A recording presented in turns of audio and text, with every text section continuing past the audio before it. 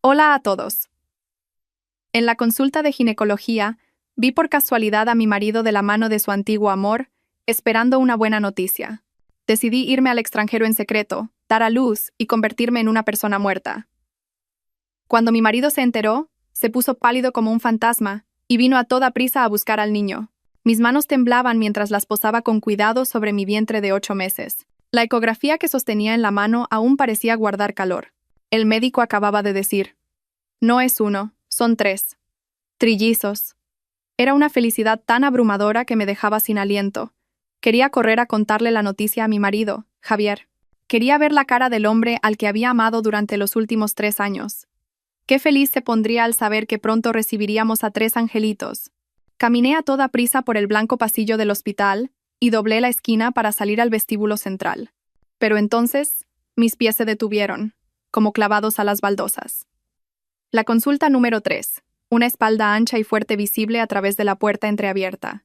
Era Javier, una figura tan familiar que reconocí hasta su respiración. Estaba allí, pero no solo. Su mano, la que yo tanto anhelaba sostener, sujetaba con fuerza la de otra mujer. Era Valeria, su primer amor profundo, la mujer que lo había abandonado hacía 3 años para irse a estudiar al extranjero. Justo cuando nosotros empezábamos nuestro matrimonio, sentí que el corazón se me paraba. ¿Por qué estaban ellos aquí, en esta consulta de ginecología? Contuve la respiración y aguzé el oído. La voz del médico desde dentro sonó fría y clara, como una sentencia. Felicidades. Está de 6 semanas y el feto se está desarrollando muy sano. 6 semanas. La ecografía de los trillizos en mi mano se sintió de repente pesada como una piedra. Los 3 latidos que yo atesoraba se habían vuelto ridículos. 6 semanas atrás, ¿no fue cuando Javier me dijo que tenía que hacer un viaje de negocios urgente a Lisboa? Resulta que su destino de negocios estaba aquí. Su frialdad hacia mí últimamente no era por preocupación a que afectara al bebé, sino porque tenía otras cosas en mente. Las piernas me fallaron y tuve que apoyarme en la fría pared para no caerme. El pasillo del hospital parecía dar vueltas. Vi a Valeria apoyarse débilmente en el hombro de mi marido. Vi la tensión y la expectación en su rostro. Era una expresión que yo nunca le había visto. Tenía que irme. Un segundo más allí y no podría respirar. Abracé mi vientre y arrastré mis pesados pies. Mis 3 hijos, antes de que pudieran ver la luz del mundo, su padre ya se preparaba para recibir a otra vida. Al salir del hospital, el sol brillante me hirió los ojos. El móvil sonó con fuerza. Era mi suegra. Respiré hondo, conteniendo el sollozo que pugnaba por salir de mi garganta, y contesté. La voz afilada de mi suegra sonó de inmediato. ¿Dónde te has metido otra vez? Embarazada y todo el día por ahí. Vuelve a casa y prepárale la cena a tu marido. Con lo ocupado que está nuestro Javier, no le seas una carga. Moví los labios. Mamá, acabo de salir del médico. ¿Médico? ¿Qué médico ni qué nada?, espetó ella. Te lo digo para que te enteres. Valeria ha vuelto. Es guapa y capaz, no como otras que solo viven de los demás. Cada oveja con su pareja. Mi suegra no terminó la frase, pero el desprecio en su voz era más claro que 1000 insultos. Cada oveja con su pareja. Después de 3 años, seguía sin ser digna de su hijo. Cuida bien de ese niño en tu vientre. Es lo único de valor que tienes. Pip, pip, pip. Mi suegra colgó. Me quedé allí parada en medio de la gente que iba y venía, con los ojos llenos de lágrimas. Lo único de valor que tengo. Resulta que, a sus ojos, yo y mis 3 hijos en el vientre no éramos más que una herramienta para continuar el linaje de la familia Vargas. No sé cómo volví a aquella fría mansión. Me senté en el sofá del amplio salón sin encender las luces. La oscuridad me envolvió, como el futuro incierto que se cernía ante mí. Esperé sentada. Mucho después de la medianoche oí abrirse la puerta. Javier había vuelto. Antes de que entrara, un perfume desconocido y empalagoso me asaltó. No era el mío, ni el que él usaba habitualmente. Era el de Valeria. Encendió la luz y pareció un poco sorprendido al verme allí sentada, pero su expresión volvió a ser fría, como siempre. ¿Por qué no estás durmiendo? Se quitó la chaqueta y la arrojó despreocupadamente sobre una silla. Sin mirarme. ¿Cómo fue la consulta?, preguntó con voz indiferente, con la vista fija en la tableta que sostenía. El médico dijo que la garganta se me cerró. Quería gritar. Quería preguntarle por la consulta número 3. Quería preguntarle por el feto de 6 semanas. Quería estamparle la ecografía de los trillizos en la cara. Pero él me interrumpió. Estoy un poco cansado. dijo, masajeándose las sienes. Descansa pronto. No es bueno para el bebé que te quedes despierta hasta tarde. Yo tengo que trabajar. Y dicho esto, subió directamente a su despacho en el piso de arriba y cerró la puerta de un portazo. No es bueno para el bebé. Qué irónico que todavía mencionara al bebé. ¿Estaría trabajando o estaría ocupado consolando a esa mujer por mensaje? Me quedé mirando su espalda mientras desaparecía tras la puerta. 3 años de matrimonio, estaba acostumbrada a esta frialdad. Pero la frialdad de hoy tenía un sabor a traición, a crueldad y a suciedad. A la mañana siguiente, me desperté con los ojos hinchados. La asistenta me dijo que tenía visita y bajé arrastrando mi cuerpo cansado. Mi suegra, la señora Isabel, estaba sentada en el sofá con las piernas cruzadas y a su lado, Valeria. La señora Isabel acercó a Valeria y dijo con una sonrisa de satisfacción: Valeria ha venido a verte. La pobre recién llegada del extranjero y agotada, pero ha venido corriendo. Elena, ve a preparar un té, el mejor té de hierbas que trajo tu suegro la última vez. La señora Isabel hablaba como si Valeria fuera la dueña de la casa. Apreté los puños, intentando mantener la calma. Mamá, estoy embarazada y me duele la espalda al agacharme. Le pediré a la asistenta que lo haga. La señora Isabel me fulminó con la mirada. Ni siquiera puede servir un té. ¡Qué inútil! Refunfuñando, entró en la cocina dejándonos a Valeria y a mí solas en el salón. Me miró con una sonrisa socarrona. Su aspecto frágil y cansado de antes había desaparecido, sustituido por la mirada de una vencedora. Elena, empezó, con una voz dulce como la miel, pero cada palabra era afilada como un cuchillo. He venido a recuperar lo que siempre fue mío. La mano que descansaba sobre mi vientre tembló. La miré, esforzándome por mantener la voz lo más serena posible.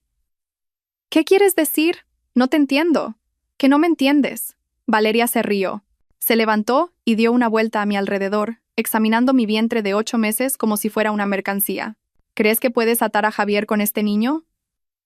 Déjame que te lo aclare. Se acercó a mi oído y susurró. Javier me lo ha contado todo. Dijo que por el niño que llevas dentro solo siente responsabilidad. Su amor, su corazón, todo me pertenece. Responsabilidad. Esas 2 palabras golpearon mi pecho como un martillo. Así que, conoce tu lugar. Dio un paso atrás y sonrió radiante. Justo en ese momento, una contracción violenta sacudió mi bajo vientre. El dolor me obligó a agarrarme con fuerza al brazo del sofá. Un sudor frío me recorrió la espalda. Me dolía tanto que apenas podía respirar. Valeria, al ver mi estado miserable, solo curvó los labios en una sonrisa. ¿Ya no puedes más con esto? Cuñada, te queda un largo camino por delante. Me mordí el labio hasta sangrar. Miré a la mujer que sonreía triunfante frente a mí. Miré mi vientre, endurecido por el dolor. Mis 3 hijos, aún no habían nacido. No podía derrumbarme ahora. Solo cuando la puerta se cerró de un portazo y mi suegra y Valeria desaparecieron de mi vista, me permití desmoronarme. Abracé mi vientre. El dolor físico no era nada comparado con el desgarro de mi corazón. 3 años, viviendo como la esposa de un hombre frío, me había engañado a mí misma pensando que si era sumisa y le daba un hijo, todo cambiaría. Pensé que mi amor era lo suficientemente grande como para derretir su corazón helado. Pero me equivoqué. Yo no era la persona que él amaba. Solo era una máquina de hacer hijos, una herramienta para cumplir con la responsabilidad familiar. El amor y el respeto que había sentido por Javier se habían convertido en un dolor y un odio que me calaban hasta los huesos. Las palabras de Valeria, la mirada despectiva de la señora Isabel, todo se convirtió en un fuego que quemó todas mis ilusiones. De las cenizas solo quedaba la ira. No podía seguir viviendo así. Mis 3 hijos no merecían nacer en un hogar donde su madre era despreciada y su padre era infiel. Merecían una vida mejor, una madre fuerte que pudiera protegerlos. Con manos temblorosas, cogí el móvil y marqué un número familiar. La otra persona contestó casi al instante. Una voz cálida y preocupada sonó. Elena, ¿qué pasa? Era Mateo, mi mejor amigo de la universidad, ahora un abogado de renombre. Al oír su voz, el muro de fortaleza que había construido se derrumbó en un instante. Empecé a llorar desconsoladamente, sollozos ahogados e incontenibles. Mateo, no puedo más. Mateo escuchó en silencio toda mi historia mientras yo lloraba. Desde la escena en la consulta hasta la farsa de mi suegra y Valeria esa misma mañana. Cuando terminé de hablar, solo se oyó un profundo suspiro al otro lado de la línea. Sabía que él me había advertido sobre este matrimonio. 3 años atrás, cuando decidí casarme con Javier, Mateo fue el único que se opuso. Quiero el divorcio. Mi voz ahora estaba fría, desprovista de cualquier atisbo de debilidad. Pero antes, quiero que Javier y su familia paguen por esto. ¿Puedes ayudarme? Lo que tú quieras. La voz de Mateo era firme. Te ayudaré. Dime qué quieres hacer. Respiré hondo, dejando que el aire frío llenara mis pulmones. Quiero desaparecer. Fingiré que muero en el parto y sacaré a los niños del país en secreto. Y hice una pausa, recordando una cláusula del acuerdo prenupcial que Mateo me había aconsejado añadir. Quiero el 5% de las acciones del Grupo Vargas. Hubo un silencio de unos segundos al otro lado de la línea, luego oí a Mateo tomar una larga bocanada de aire. ¿Estás segura? Este plan es muy arriesgado. Estoy segura, respondí, sin un ápice de duda. Ellos me han acorralado. Es hora de salvarme a mí misma y a mis hijos. Ya no tengo nada que perder, Mateo. De acuerdo, dijo Mateo. Si estás decidida, te ayudaré con todas mis fuerzas. A partir de ahora, haz lo que yo te diga. Al colgar, miré por la ventana. El cielo estaba gris, como mi corazón. Acababa de nacer un plan loco y audaz. Sabía que el camino por delante sería difícil, pero por mis hijos no tenía otra opción. Javier dijo que tenía que irse de viaje de negocios durante una semana. No le pregunté a dónde, ni me importaba. Su ausencia en esa mansión solo aligeraría un poco el aire opresivo. Mi suegra tampoco volvió a llamar para molestarme. Supongo que estaría ocupada atendiendo a su futura nuera. Todo creaba una quietud perfecta para que yo empezara a actuar. El primer paso fue reunir pruebas. Usando otro teléfono, grabé todas las llamadas llenas de insultos y maldiciones que la señora Isabel me había hecho. Esas palabras venenosas serían parte de la documentación que Mateo necesitaba. Mientras ordenaba el despacho de Javier, en el que rara vez entraba, mi vista se detuvo en el cajón inferior del escritorio. Siempre estaba cerrado con llave. En 3 años nunca lo había visto abrirlo, ni me había preguntado qué había dentro. Pero hoy era diferente. Un extraño impulso me hizo querer saber qué secretos ocultaba el hombre que una vez amé. Recordé haberlo visto guardar un manojo de llaves de repuesto en una caja de madera en lo alto de una estantería. Con cuidado, bajé la caja. Efectivamente, dentro había una pequeña llave de aspecto antiguo. El corazón me latía con fuerza. Introduje la llave en la cerradura. ¡Clic! El sonido de la cerradura abriéndose resonó anormalmente fuerte en el silencio. Mis manos temblaban ligeramente. ¿Qué estoy haciendo? Estoy invadiendo su privacidad. Pero la imagen de él sosteniendo la mano de Valeria en el hospital borró toda duda. Ya no le debía nada. Abrí lentamente el cajón. No había mucho dentro. Solo un delgado fajo de papeles cuidadosamente insertado y un viejo diario con tapas de cuero negro. Cogí primero los papeles. Era un anexo al acuerdo prenupcial. Algo que nunca había visto. Pasé las páginas una a una y entonces me quedé helada. Era una cláusula adicional, escrita con claridad. Si la parte B, Javier Vargas, causa un grave daño psicológico a la parte A, Elena García, debido a un acto de infidelidad, la parte A tendrá derecho al 5% de las acciones del Grupo Vargas y la custodia absoluta de los hijos. Debajo estaba su firma. Una caligrafía firme y decidida. La fecha de la firma era una semana después de nuestra boda. ¿Por qué? ¿Por qué firmaría una cláusula tan desfavorable para él? Era como si se estuviera poniendo una soga al cuello. Mi mente estaba en un caos. Mientras intentaba comprender la lógica detrás de esta acción, una pequeña foto se deslizó del fajo de papeles. Me agaché a recogerla. La foto estaba descolorida por el tiempo, con los bordes ligeramente gastados. En ella, una joven estaba en un estrado, presentando con pasión su colección de joyas. Las luces del escenario iluminaban su rostro, su sonrisa radiante, llena de confianza y entusiasmo.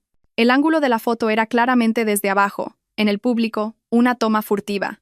La mujer de la foto era yo 7 años atrás, participando en el concurso Joven Diseñador Estrella durante la universidad. ¿Por qué? Porque Javier tenía esta foto. En aquel entonces ni siquiera nos conocíamos. Mis manos, sosteniendo la foto, temblaban incontrolablemente. Miles de preguntas daban vueltas en mi cabeza. ¿Acaso me conocía desde antes? ¿Acaso este matrimonio no era un simple acuerdo como yo pensaba? Sentí que había algo que desconocía por completo, un secreto enterrado bajo su fría apariencia. Dejé la foto y mis manos se dirigieron al diario de tapas de cuero negro. Una mezcla de miedo y curiosidad se apoderó de mí. ¿Debería leerlo? Era su mundo privado, sus pensamientos más íntimos. Pero enseguida me dije que tenía que saberlo.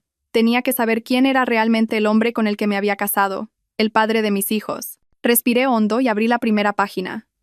La letra de Javier era firme y decidida, como su firma. Era un diario. Leí, y las lágrimas cayeron sin cesar. Resultó que detrás de su silencio había todo tipo de angustia y confusión. Resultó que no era tan frío como yo pensaba. Pasé a la página más reciente. Fecha tal, mi esposa está embarazada. Voy a ser padre. Un sentimiento indescriptible. Alegría y miedo a la vez. Miedo de no ser un buen padre. Miedo de no saber amar al niño, igual que no supe amar a su madre. Fecha tal, Valeria ha vuelto. Ha venido a buscarme. Mi madre parece muy contenta, pero yo no. El pasado es el pasado. Ahora lo que más temo es que Elena lo malinterprete. ¿Qué debo hacer? No quiero perderla. De ninguna manera. El último diario estaba escrito hacía unos días, la letra ligeramente desordenada, como si el escritor estuviera muy confundido. Hoy me ha mirado con una extrañeza en sus ojos. Esa mirada me ha dolido más que 1000 cuchillos. Sé que la he herido, pero no sé cómo explicárselo. Elena, por favor, no me dejes. Me desplomé sobre el escritorio, el diario en mis manos empapado de lágrimas. ¿Me había equivocado? ¿Todo lo que vi, todo lo que oí, era solo la superficie de otra verdad? ¿Este hombre me amaba? Sus sentimientos por mí no eran responsabilidad, sino un amor torpe que no sabía expresar. Una tenue esperanza, un poco de calor, se filtró en mi corazón helado. Pero, ¿y lo del hospital? ¿Y el feto de 6 semanas de Valeria? Si no la amaba, ¿por qué fue con ella a la consulta de ginecología? Estaba sentada aturdida en el despacho de Javier, mi mente en blanco, el viejo diario y la foto sobre el escritorio, como una burla a mi plan de venganza. Si lo que él escribió era verdad, ¿qué era yo? Una esposa que dudaba de un marido que la amaba en secreto, una persona que tramaba un plan para hacerle daño. El odio dentro de mí empezó a flaquear. Quizás debería esperar a que volviera. Quizás deberíamos hablar sinceramente una vez. Quizás todo era un terrible malentendido. Justo en ese momento, sonó mi móvil. Era mi suegra. Al ver esas 2 palabras, la pequeña esperanza que había florecido en mí se marchitó a la mitad. Respiré hondo, reprimiendo la confusión en mi corazón, y contesté. Dígame, mamá. ¿Dónde estás ahora? La voz de la señora Isabel seguía siendo afilada. Este fin de semana viene un invitado importante a casa, así que limpia la habitación de invitados del 2º piso. No te olvides de cambiar las sábanas por el juego de seda de la mejor calidad que compré la otra vez. No saques las baratijas que usas tú. Fruncí el ceño. ¿Un invitado importante? ¿Quién es? La señora Isabel soltó una risa clara, la risa que soltaba cuando estaba muy satisfecha. ¿Quién va a ser? Valeria. Acaba de volver y todavía no se ha acostumbrado a su casa, así que le he dicho que venga a pasar unos días con nosotros, para que tenga compañía. Javier también está de acuerdo. Pronto será mi nuera. Ya sabes, trátala bien. Se me taponaron los oídos. Javier estaba de acuerdo. ¿Él estaba de acuerdo en que Valeria viniera a nuestra casa, a la casa de nuestro matrimonio? Mamá. Pero estoy embarazada y me cuesta subir y bajar escaleras para limpiar. Intenté poner una excusa. Aunque te cueste, tienes que hacerlo, espetó la señora Isabel. ¿Te crees gran cosa por estar embarazada? Solo buscas excusas para ser una vaga. Te lo digo. Ese niño en tu vientre es de la familia Vargas. Tú no vales nada. No te des aires y limpia bien. Que Valeria no se ría de ti. La señora Isabel continuó con una voz condescendiente. Y esta casa pronto recibirá a una nueva nuera. Será mejor que vayas haciendo las maletas, para que no te echen a la calle luego. Clic. La señora Isabel colgó. Me quedé de pie aturdida. El móvil en mi mano se sentía frío como el hielo. El diario, la vieja foto, las torpes palabras de amor, todo se volvió insignificante en un instante. Escribiera lo que escribiera, sintiera lo que sintiera, sus acciones lo decían todo. Dejó que su madre me insultara. Estuvo de acuerdo en que otra mujer entrara en su casa. Todo era un engaño. Quizás ese diario también era parte de la farsa. Una trampa para retenerme, para que diera a luz dócilmente. La ira y la decepción ardieron más intensamente que nunca, quemando toda la confusión y la duda dentro de mí. Cogí el móvil y marqué el número de Mateo. ¿Mateo? Mi voz era gélida, sin rastro de emoción. El plan sigue en pie. Nada ha cambiado. Al otro lado, Mateo respondió con una sola palabra, corta pero llena de confianza. Entendido. Javier regresó 2 días después. No dio ninguna explicación sobre su viaje de negocios. Solo dijo que esa noche cenaríamos todos en familia. No podía entender a quién se refería con familia. Una vaga inquietud se apoderó de mi corazón. Pero asentí. Quería ver qué otra farsa querían montar él y su madre. La cena se sirvió en una lujosa mesa de madera maciza. El aire en el comedor era asfixiante. Mi suegro estaba sentado en la cabecera, su rostro tan severo como siempre. Rara vez se involucraba en los asuntos de sus hijos. La señora Isabel estaba sentada a su lado, sin poder ocultar su expresión de suficiencia, y frente a mí estaba sentada Valeria. Llevaba un vestido de seda verde jade y un maquillaje ligero, pareciendo tan etérea y pura como un hada.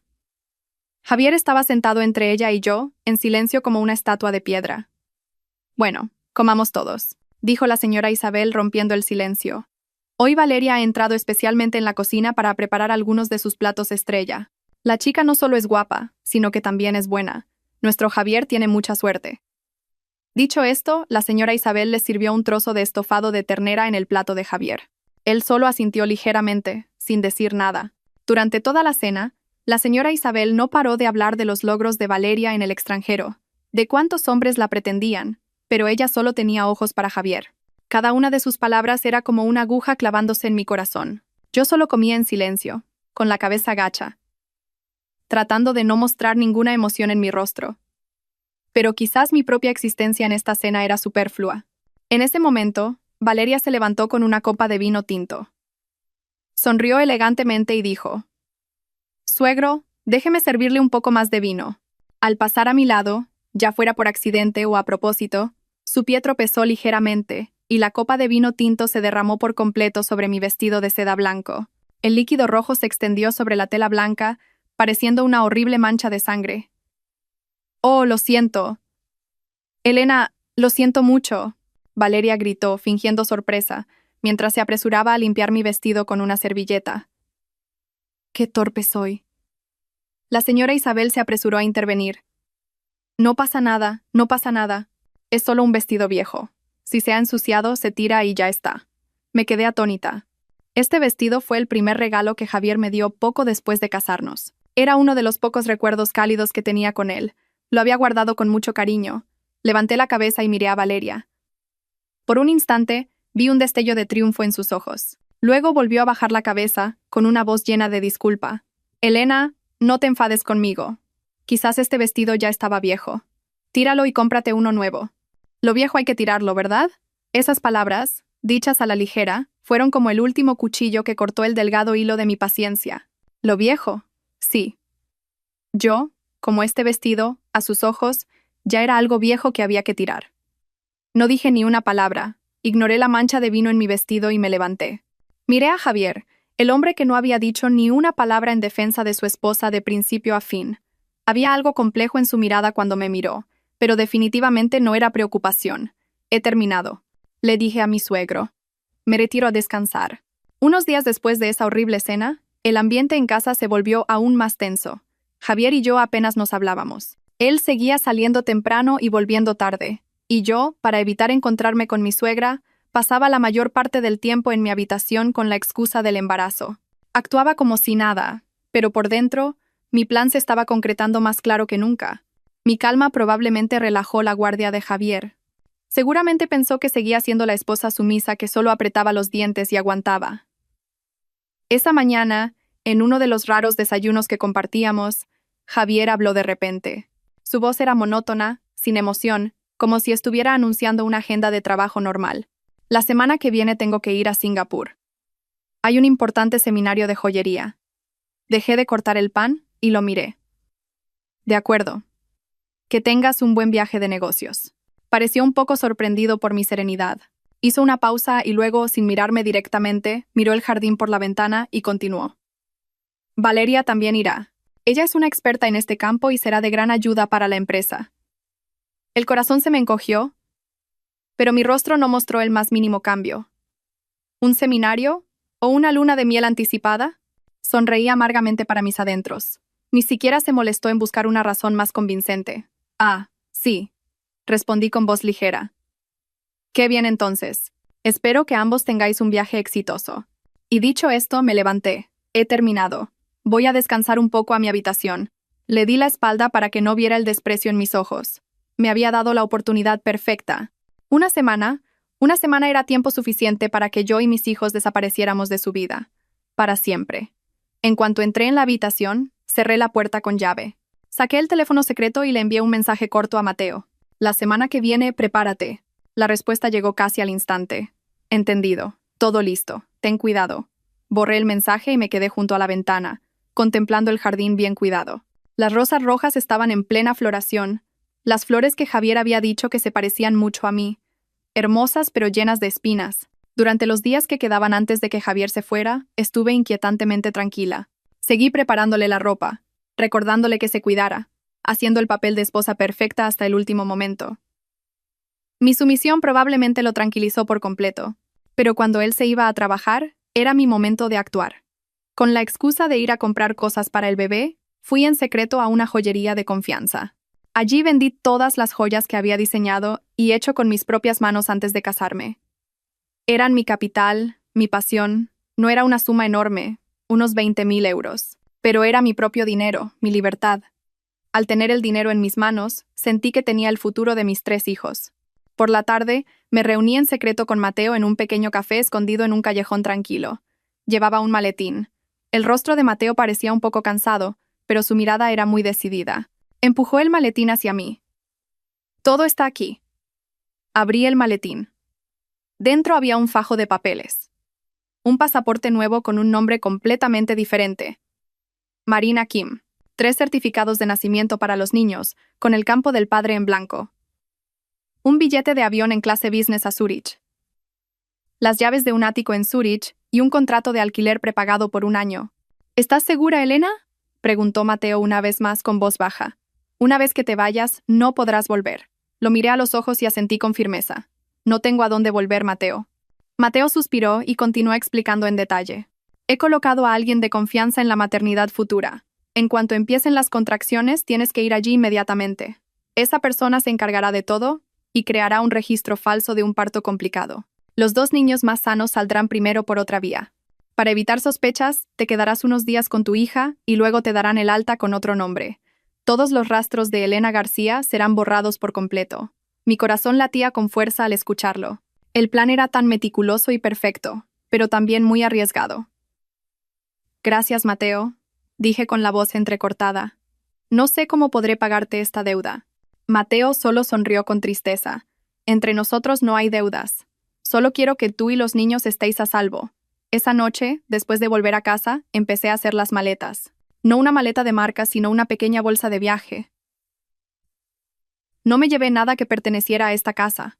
Solo empaqué algo de ropa de recién nacido, unos pañales y 3 pares de patucos que había tejido yo misma. Al meter el último par de patucos en la bolsa, mi mano tembló ligeramente. Estaba llevando a mis hijos a un viaje hacia un futuro incierto, pero confiaba en que mientras su madre estuviera a su lado, estarían bien. Esa noche, toda la mansión estaba en silencio. Sabía que Javier estaba en su despacho, probablemente terminando los últimos asuntos antes de su largo viaje. Yo, en mi habitación, revisé la bolsa de viaje una última vez. Todo estaba listo. Mañana por la mañana, en cuanto su avión despegara, yo y mis hijos también empezaríamos nuestro propio viaje. Una mezcla de alivio y ansiedad me invadió. Puse la mano sobre mi vientre y susurré a mis hijos. Bebés, ya casi es la hora. Vamos a empezar una nueva vida. Justo en ese momento, un dolor agudo y punzante me recorrió el bajo vientre. Me sobresalté y tuve que agarrarme al borde de la cama para mantenerme en pie. Serán contracciones de Braxton Hicks. Me tranquilicé a mí misma. El médico me dijo que esto era frecuente en el último mes. Pero vino otro dolor. Más fuerte. Más intenso. Sentí un chorro de agua caliente corriendo por mis piernas. Bajé la cabeza y me quedé atónita. Había roto aguas. No, no puede ser. Todavía faltaba casi un mes para la fecha prevista. ¿Por qué? ¿Por qué justo ahora? Mi plan, el plan perfecto calculado hasta el más mínimo detalle, se derrumbó en un instante como un castillo de arena arrastrado por las olas. Todo estaba planeado para que ocurriera después de que Javier se fuera. Ahora él todavía estaba en casa. Si se daba cuenta, todo se acabaría. Los dolores se hicieron más frecuentes. Caí al suelo, sudando a mares. Apreté los labios con fuerza, sin soltar ni un solo grito. ¿Qué debía hacer? ¿Llamar a Mateo? Pero, ¿cómo podría entrar aquí? ¿Llamar a una ambulancia? El hospital se pondría en contacto con Javier inmediatamente. En medio de la confusión extrema, me arrastré hacia la bolsa, intentando sacar el teléfono secreto. Mis dedos temblaban. Apenas pude marcar el número de Mateo. Mateo, jadeé con la voz rota por el dolor. Ayúdame. Elena, ¿qué pasa? La voz de Mateo al otro lado de la línea estaba llena de pánico. He roto aguas, dije entrecortadamente. Creo que voy a dar a luz. El plan. Hay que cambiar el plan. Cuando dije eso, otra contracción violenta me golpeó y no pude seguir hablando. El teléfono se me cayó de la mano y rodó por el suelo. Me acurruqué, abrazando mi vientre. La puerta del despacho de Javier seguía firmemente cerrada. Él no tenía ni idea. A solo unos pasos de distancia, su esposa y sus hijos estaban al borde de la vida y la muerte. El dolor desgarraba todos mis pensamientos. Mi mundo se redujo a las contracciones intermitentes y a mi propia respiración agitada. No sé cómo lo hizo Mateo. Solo recuerdo vagamente que me devolvió la llamada y, con una voz urgente pero tratando de mantener la calma, me dio instrucciones mientras yo estaba medio inconsciente de dolor. Elena, escúchame. ¿Puedes arrastrarte hasta la puerta de atrás? La que da al jardín. Te estoy esperando allí. Tienes que ser fuerte. No sé de dónde saqué las fuerzas. Quizás fue el instinto maternal. Apreté los dientes y, apoyándome en la pared, salí poco a poco de la habitación. Por suerte, la asistenta ya se había ido y Javier seguía en su despacho con la puerta cerrada. El largo pasillo parecía interminable. Cada metro que avanzaba se sentía como un siglo. Finalmente, cuando abrí la puerta de atrás, Mateo entró corriendo. Su rostro estaba pálido de preocupación. Sin decir una palabra, me puso rápidamente una bata y me ayudó a subir a un coche que ya estaba esperando. «A la maternidad futura, por favor», le dijo Mateo al conductor, y luego me apretó la mano con fuerza. «Todo irá bien. Elena, he llamado a la doctora Mate. Ella se encargará de todo». Yo solo podía asentir. El dolor me impedía hablar. El coche corría en la oscuridad de la noche. Las luces de las farolas pasaban por la ventanilla como estrellas fugaces. Apoyé la cabeza en el asiento, con las manos aún sobre mi vientre. «Bebés, tenéis que ser fuertes. Mamá lo siente. No os he dado un comienzo perfecto, pero os protegeré con mi vida entera». La maternidad futura no era ruidosa como un hospital público. Era pequeña y discreta. La doctora Mate, una mujer de mediana edad con una mirada amable, ya estaba esperando en la puerta. Era una vieja amiga de Mateo. Al ver mi estado, no hizo muchas preguntas y rápidamente hizo una señal a las enfermeras para que me llevaran a la sala de partos. El parto de trillizos prematuros, con una madre agotada y mentalmente inestable, fue una verdadera batalla. Sentí que me hundía en un abismo sin fin. Las contracciones sucesivas me arrebataron hasta la última pizca de fuerza. Hubo momentos en los que quise rendirme. Pero entonces, sonó el primer llanto tierno. Y el segundo. Y finalmente, el tercero. 2 niños y una niña. La doctora Mate me acercó a los bebés para que los viera. «Felicidades. La madre y los bebés están todos sanos. Los 2 niños están muy bien. La hija menor es un poco débil. Solo pesa 5 kilogramos. Tendrá que estar un poco más en la incubadora». Extendí una mano temblorosa, intentando tocar a mis pequeñas criaturas. Sus caras estaban arrugadas y rojas, pero para mí eran los ángeles más hermosos del mundo. Lo logré. Traje a mis hijos a este mundo. Agotada, mis párpados se cerraron pesadamente. Antes de quedarme dormida, oí a Mateo decirle a la doctora Mate con una voz baja y firme: «Doctora, por favor, inicie el plan». Me desperté en una habitación de hospital silenciosa. El leve olor a desinfectante y el dolor sordo del posparto me indicaron que todo había terminado. Mateo estaba sentado en una silla a mi lado, su rostro marcado por el cansancio, pero sus ojos seguían claros. «¿Cómo te encuentras?», preguntó, con la voz ronca. «Los niños. ¿Dónde están nuestros hijos?». Fue lo primero que pensé. «Tranquila», me aseguró Mateo. «Los 2 niños están siendo atendidos por una enfermera de confianza en otra habitación. La niña todavía está en la incubadora, pero es una luchadora. La doctora Mate dice que su estado es muy estable». Solté un suspiro de alivio, pero enseguida me invadió otro miedo. ¿El plan? ¿Javier? Me he encargado de todo. La voz de Mateo se volvió firme. Anoche, una parturienta no identificada murió por complicaciones en un hospital del centro. La doctora Mate nos ayudó a cambiar tus registros por los suyos. Oficialmente, Elena García, esposa del presidente del Grupo Vargas, ha fallecido por una hemorragia posparto, y su hija prematura también ha fallecido con su madre. Me quedé atónita. Fingir la muerte. Esas 2 palabras sonaban tan extrañas y pesadas. ¿Realmente había llevado las cosas hasta este punto? Esta mañana, continuó Mateo, mirando por la ventana, el hospital llamó a la familia Vargas para notificarles. También hemos puesto a alguien en la morgue. Con la excusa de que el cuerpo no está intacto, solo les permitirán verlo desde lejos. Nadie sospechará. Cerré los ojos. Podía imaginar la cara de Javier al recibir la noticia. Sufriría o soltaría un suspiro de alivio como si se hubiera quitado un peso de encima, y la señora Isabel probablemente organizaría una fiesta de celebración. Una lágrima caliente rodó por mi sien. Aunque lo odiaba, al pensar que había orquestado esta trágica farsa, una parte de mi corazón dolía. Quizás una parte de mí también había muerto con esta farsa. Elena, me llamó Mateo en voz baja, sacándome de mis pensamientos. Esto solo es el principio. Tienes que ser fuerte por tus hijos. Abrí los ojos y vi la mirada decidida de Mateo. Sí, por mis hijos. Me sequé las lágrimas rápidamente. Lo sé. ¿Qué sigue ahora? Ahora tienes que descansar. En unos días, cuando te recuperes lo suficiente para caminar, nos iremos de aquí. Tengo todos los documentos y la ruta de escape para ti y tus hijos preparados. Aunque no lo presencié, por las historias que Mateo me contó de vez en cuando, pude imaginar lo loco que se volvió Javier ese día. Mateo había puesto a alguien a vigilar la situación de la familia Vargas, y lo que sucedió superó por completo mis expectativas. La llamada del hospital llegó cuando Javier y Valeria estaban haciendo el check-in en el aeropuerto. Según la persona de Mateo, cuando un agente de seguridad llamó su nombre para que atendiera una llamada urgente, el rostro de Javier seguía siendo gélido. Pero solo unos segundos después, la gente a su alrededor vio cómo se quedaba paralizado y dejaba caer el móvil al suelo. Valeria corrió a ayudarlo, pero él la apartó bruscamente. Sin decir una palabra, salió corriendo del aeropuerto como un loco, dejando a Valeria y las maletas allí plantadas. Ni siquiera pensó en coger el coche, paró un taxi y gritó la dirección del hospital. Cuando Javier irrumpió en el hospital, parecía una bestia herida. Según Mateo, no quedaba ni rastro de la habitual calma y sofisticación del famoso presidente de grupo. Tenía el pelo revuelto, la camisa de marca arrugada y los ojos inyectados en sangre. Agarró al médico de guardia por el cuello y le gruñó. ¿Dónde está mi esposa y la doctora Mate? Tráigamela ahora mismo. Cuando la doctora Mate apareció con la expresión triste que había preparado, solo negó con la cabeza y dijo: Lo siento, señor Vargas. La señora tuvo una hemorragia demasiado grave. Hicimos todo lo posible. Imposible, gritó Javier con la voz ronca. Ella estaba sana. Están mintiendo. Seguro que hicieron algo mal. ¿Y mi hija? ¿Dónde está mi hija? Sacudió con fuerza los hombros de la doctora Mate. La niña prematura era demasiado débil. Ella también. Lo siento mucho.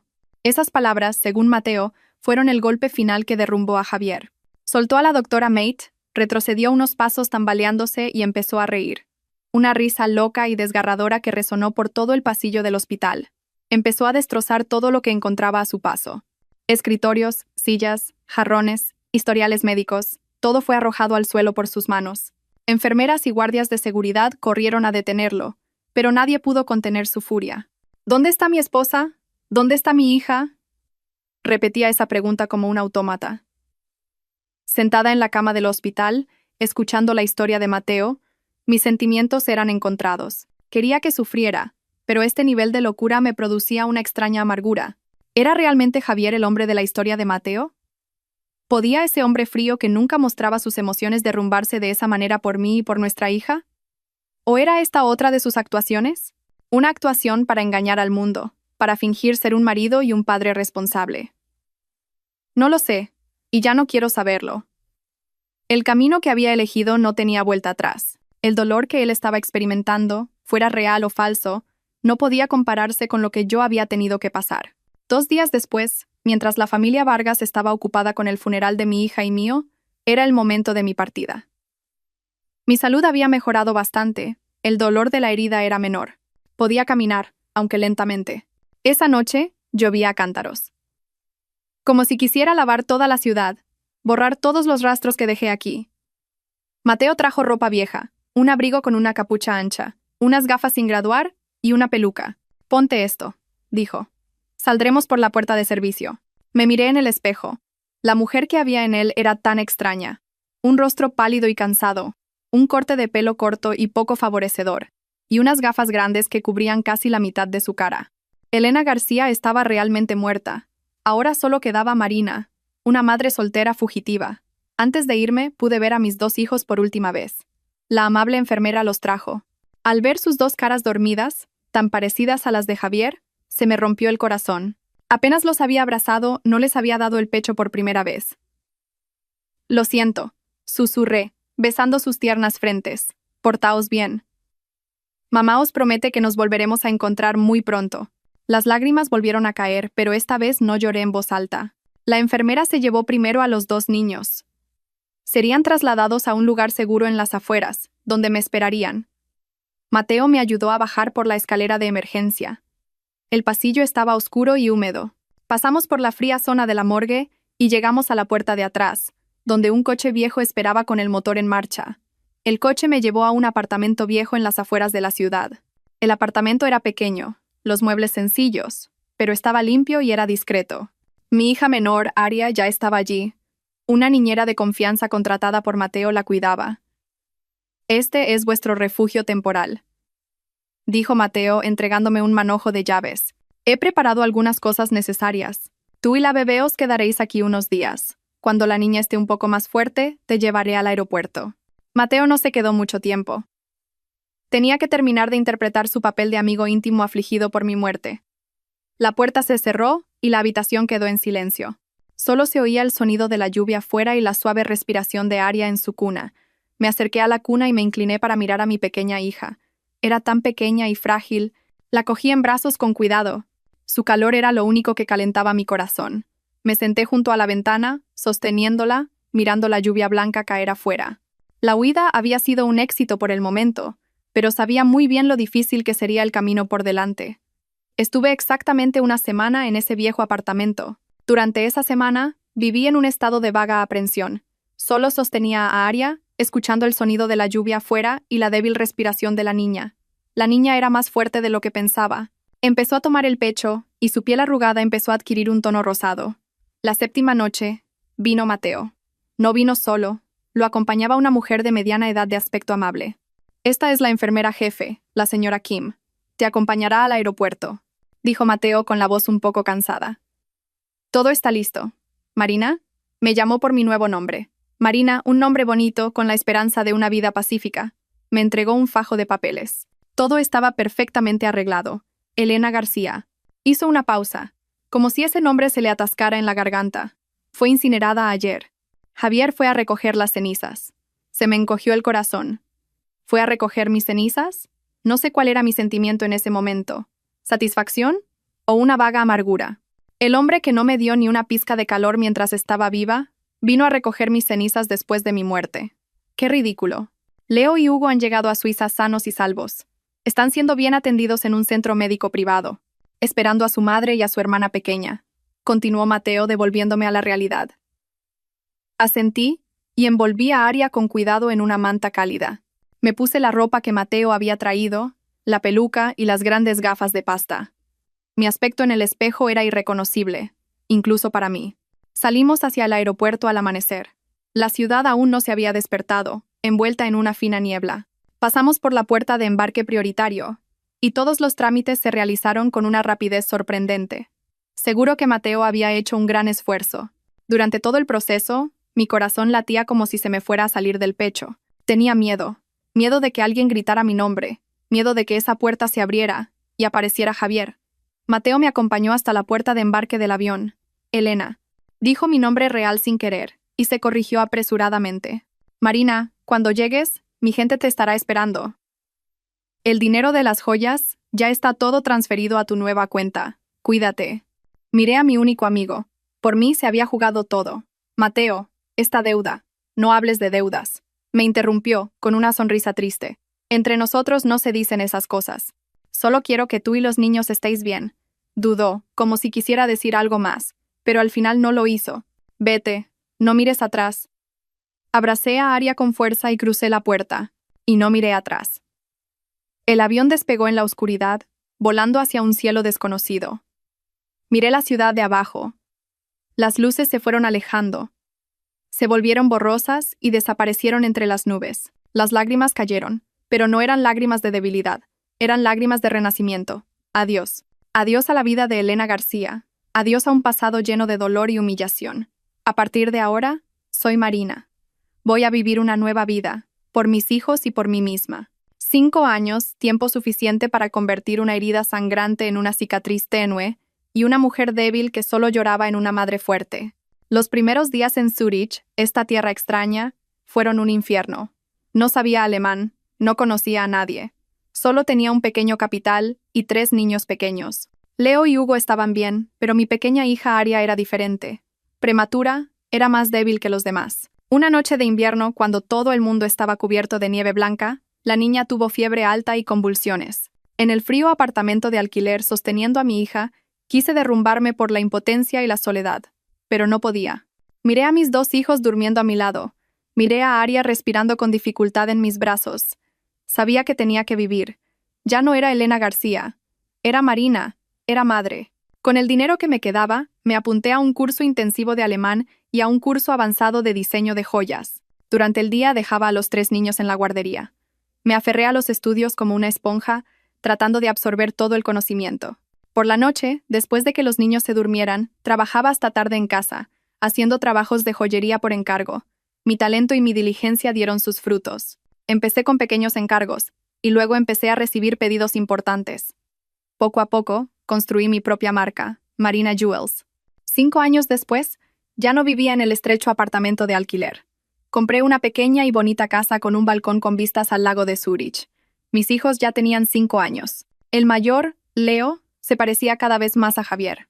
Era maduro y de pocas palabras, pero muy profundo, y siempre hacía de hermano mayor protector. Hugo, por el contrario, era travieso y vivaz, siempre parloteando, el alma de la fiesta en casa.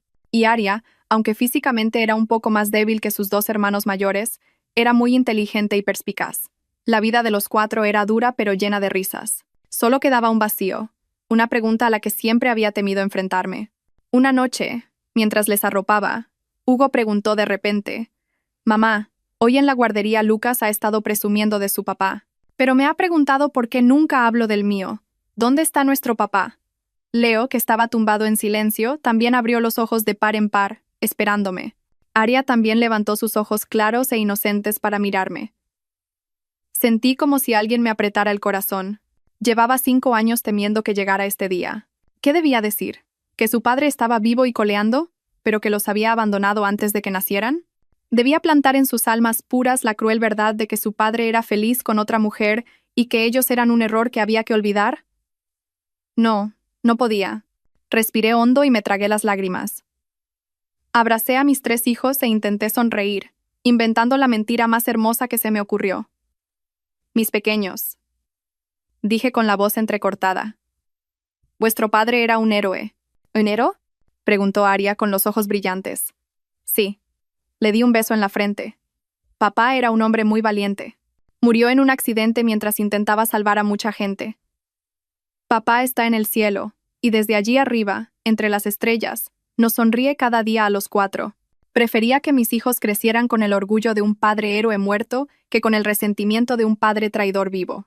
París me recibió con una fría tarde de principios de otoño. El aire estaba impregnado del olor a pan recién hecho y a perfume intenso. Estaba aquí como una de las principales diseñadoras invitadas a la Semana de la Joyería de París, uno de los eventos más prestigiosos de la industria. Era un gran paso en mi carrera. Un reconocimiento ganado con 5 años de esfuerzo incesante, con sangre y lágrimas. Esa noche era la gala de premios. Me paré frente al espejo, observando mi reflejo. Llevaba un vestido de noche azul zafiro ceñido al cuerpo, el pelo corto peinado con un estilo atrevido, y los labios pintados de un rojo intenso. Ya no era la Elena García de pelo largo y débil, que siempre llevaba vestidos de colores claros para complacer a su suegra. Era Marina, segura de sí misma, independiente y con un toque de dureza. El nombre de mi colección era El Renacer del Fénix. Era la historia de mi vida. Un fénix que, creído muerto, quemado en las llamas de la traición y la desesperación, renacía de sus cenizas, más brillante y fuerte. Y entonces, llamaron mi nombre. El premio más prestigioso, el de Diseñador Innovador del Año, es para la diseñadora Marina, por su colección El Renacer del Fénix. Todo el público estalló en aplausos. Los flashes de las cámaras eran tan intensos que me deslumbraron un poco. Subí al escenario, con el corazón latiéndome con fuerza. Recibí el trofeo de manos del presidente del comité organizador, y sonriendo, empecé mi discurso de agradecimiento en un francés fluido que había practicado diligentemente. Agradecí a los organizadores y a mis colegas por creer en mí. Y por último, miré directamente a la lente de la cámara y dije con voz emocionada: quiero dedicar este premio a las 3 razones de mi vida. Mis pequeños ángeles que me esperan en Zúrich, Leo, Hugo y Aria. Vosotros me disteis la fuerza para renacer de estas cenizas. En la fiesta de celebración posterior a la gala, mucha gente se acercó a darme la mano e intercambiar tarjetas de visita. Yo sonreía socialmente, rechazando cortésmente las ofertas tentadoras. Me quedé sola junto a un enorme ventanal, contemplando la reluciente Torre Eiffel con una copa de champán en la mano. Acababa de enviar un mensaje a mis hijos presumiendo del trofeo, cuando de repente sentí una mirada fría, pero ardiente como una llama, que me atravesaba la espalda. Esa mirada, habían pasado 5 años. Había intentado olvidarla, pero nunca podría. Mi corazón se detuvo por un instante, y sentí una opresión en el pecho. No, no puede ser. Debe ser una alucinación. Intenté mantener la calma, diciéndome a mí misma que era solo una coincidencia. Esto era París, ¿cómo podría estar él aquí? Pero la mirada seguía fija en mí. No se apartó ni medio segundo. El ruidoso sonido de la fiesta se desvaneció. Solo quedaba el latido de mi corazón retumbando en mi pecho. Me giré lentamente, muy lentamente. El mundo es un pañuelo. No muy lejos de mí, de pie en silencio en un rincón, estaba él, Javier Vargas. 5 años, el tiempo había grabado unas pocas arrugas en las comisuras de sus ojos, haciéndolo parecer aún más frío y melancólico. Estaba más delgado que antes. El traje negro de marca le quedaba un poco holgado. Él también sostenía una copa de vino, pero sus ojos no estaban en la copa, sino fijos en mí. Por un instante, nuestras miradas se encontraron, y el tiempo pareció detenerse. Todo mi mundo se vino abajo. El dolor, el odio, el miedo que había enterrado con tanto esfuerzo durante 5 años resurgieron en un instante, desgarrando mi pecho. Me había reconocido. Javier curvó ligeramente los labios. Era una sonrisa indescifrable. Dejó la copa de vino en una mesa y empezó a caminar hacia mí. Un paso, otro, un paso lento pero opresivo, como un depredador acercándose a su presa perdida hace mucho tiempo. Mi corazón latía como un tambor, resonando hasta mi pecho. Me faltaba el aire. Quería huir. Quería salir de aquí inmediatamente, pero mis pies parecían clavados al suelo de la lujosa alfombra de terciopelo. No, me dije a mí misma, no puedes huir. Ya no eres la débil Elena García de hace 5 años que solo lloraba. Eres Marina, una diseñadora premiada internacionalmente. Tienes que enfrentarte a él. Respiré hondo, intentando calmarme. Levanté la vista y le devolví la mirada.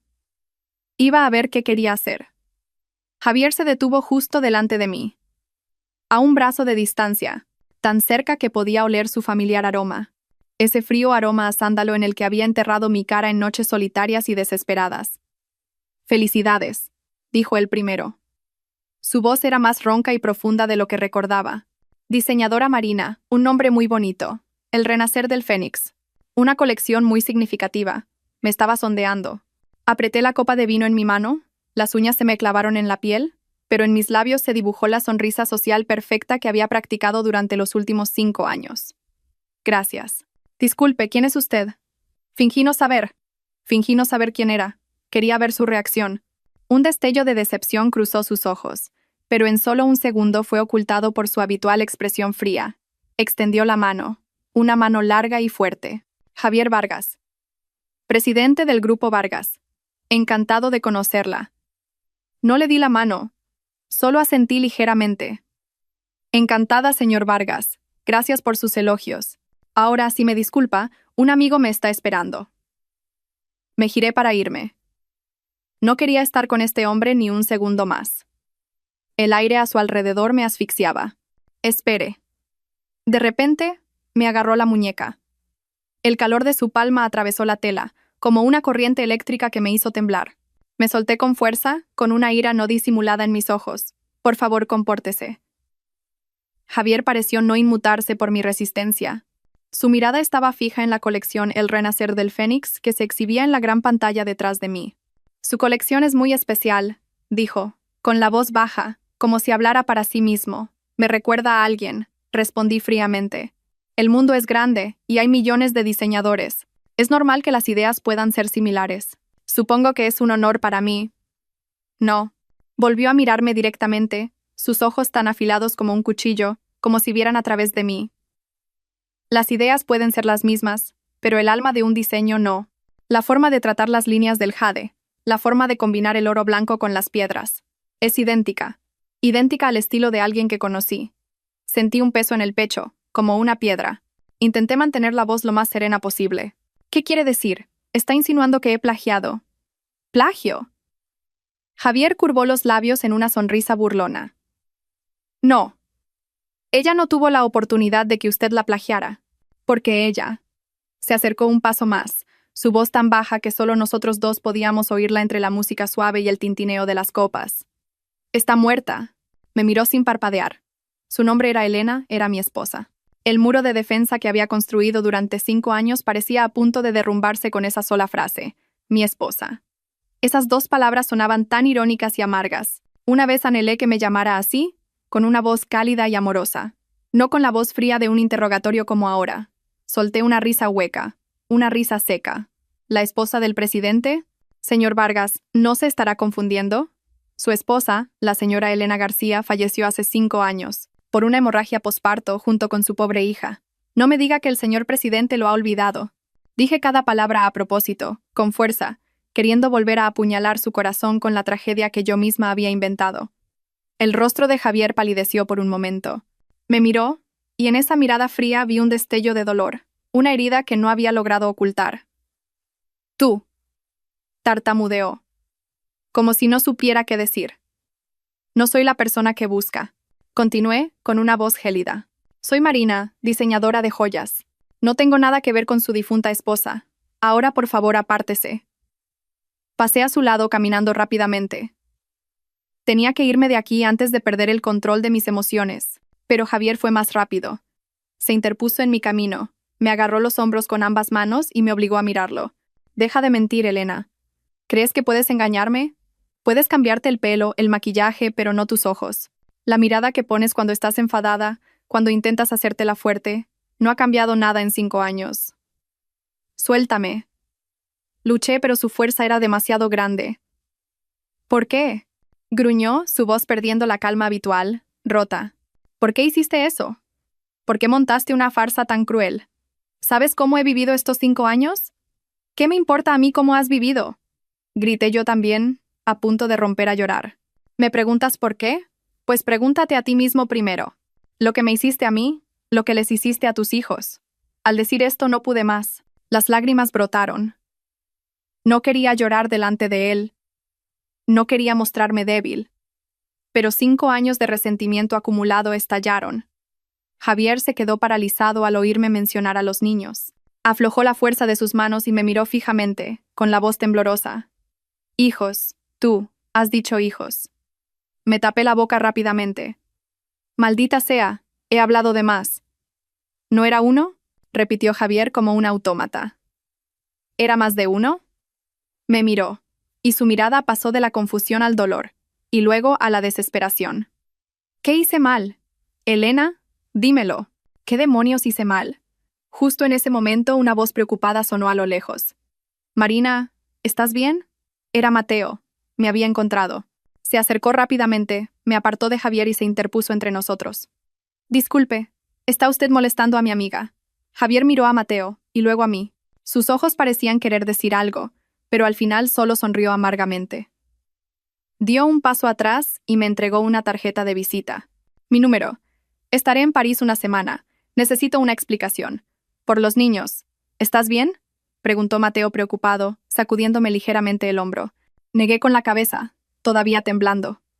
Miré la espalda de Javier mientras desaparecía entre la multitud, mi corazón un lío de hilos enredados. Él me ha reconocido, lo sé. Suspiró Mateo. Desde que apareció aquí, sabía que esto pasaría tarde o temprano. Volvamos al hotel.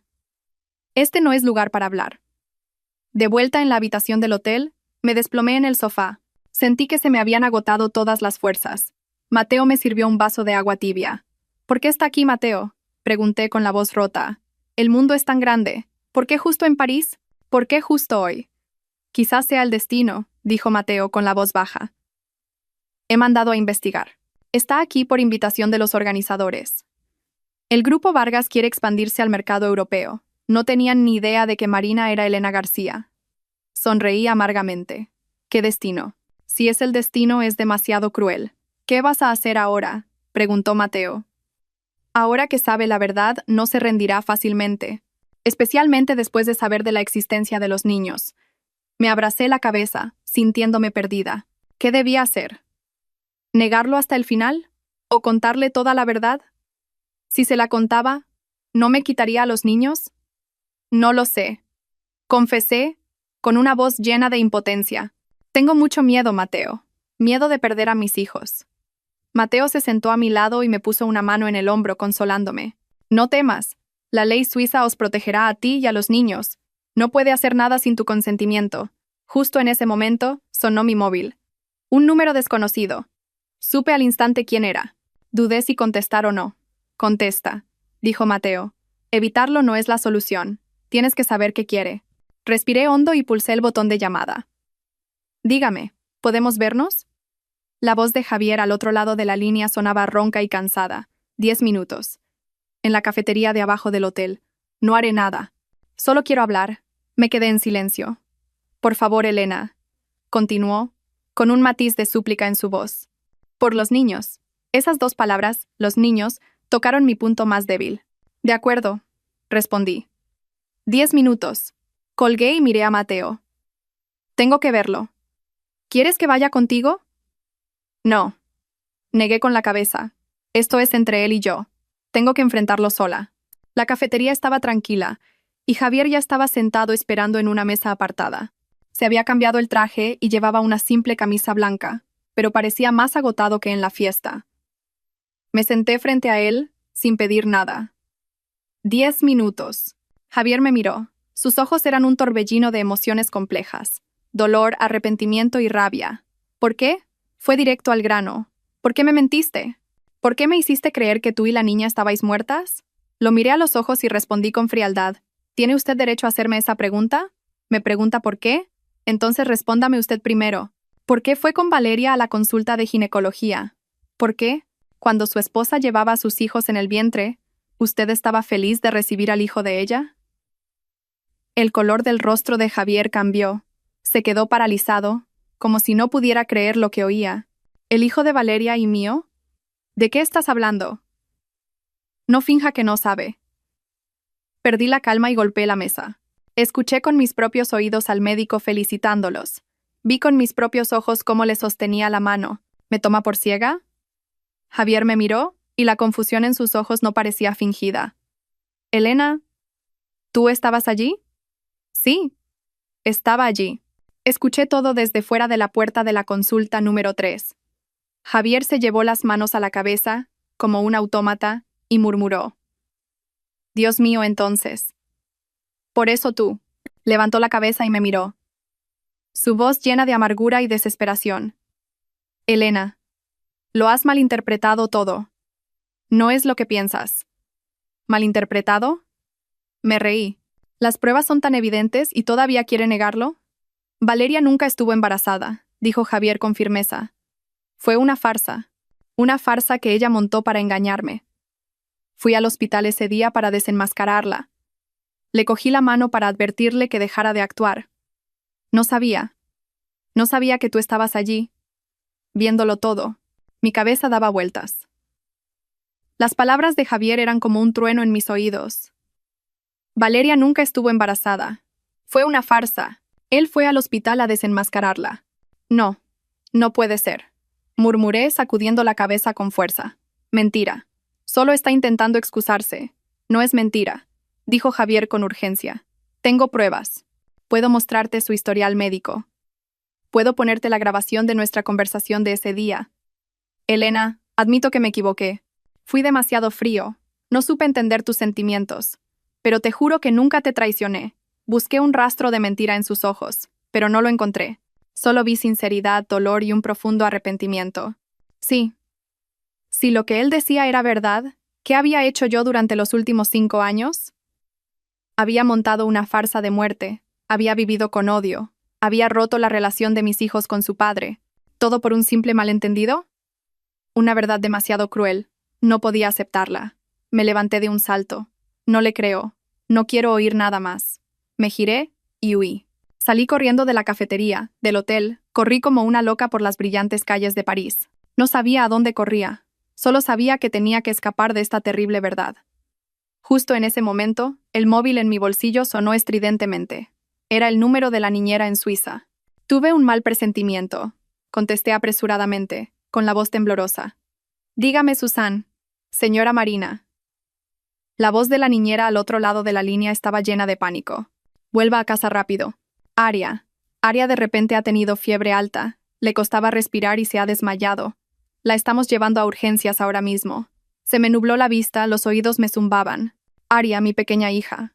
¿A qué hospital? Grité aferrándome a la última pizca de cordura. Al Hospital Infantil de Zúrich. Colgué el teléfono temblando de pies a cabeza. Tengo que volver con mi hija. Volví corriendo al hotel. Mateo se sorprendió al verme. Elena, ¿qué pasa? Aria. Aria está en urgencias. Tengo que volver a Suiza ahora mismo. Mateo no hizo muchas preguntas, solo dijo, de acuerdo. Reservaré el vuelo más rápido. Hice las maletas a toda prisa, mis manos y pies torpes, mi mente en blanco. Javier, la verdad, todo eso ya no importaba. Lo único que importaba era que mi hija estuviera a salvo. El vuelo de París a Zúrich se sintió como un siglo. Sentada en el avión, mi corazón ardía. Recé para que el cielo cuidara de mi hija. Cuando entré corriendo en la sala de urgencias del Hospital Infantil de Zúrich, vi a la niñera llorando desconsoladamente en la puerta. Un médico acababa de salir de la habitación. ¿Es usted la madre de la señorita Aria? Sí, soy yo. Mi hija, ¿cómo está? El anciano médico me miró con compasión. El estado de la niña no es optimista. Sospechamos que es una enfermedad de la sangre. Una complicación del parto prematuro. Es una aplasia medular aguda. Necesita un trasplante de médula ósea lo antes posible. ¿Trasplante de médula ósea? Los oídos me zumbaban. Sí, dijo el médico con seriedad.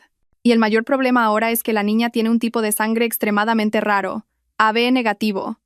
Menos del 1% de la población tiene este tipo de sangre.